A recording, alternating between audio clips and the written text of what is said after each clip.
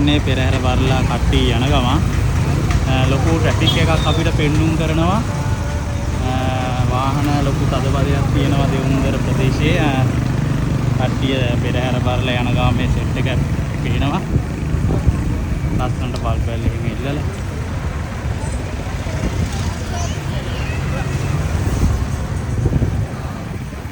අවසානයේදී දිගු ගමනකට පසුව අපිට දෙවුන්දරට ඒ ගන්න පුළුවන් වුණා.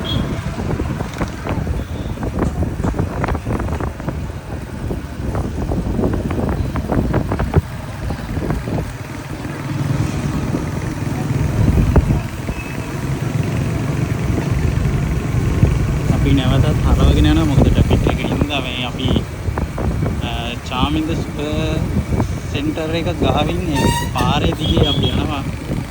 මොකද අපිට මේ එතනින් ගිහිල්ලා කැකන දුර පාරට දාලා එතනින් තමයි යන්න බලන්නේ අපි. ඔකරත් එහෙම තියෙනවා.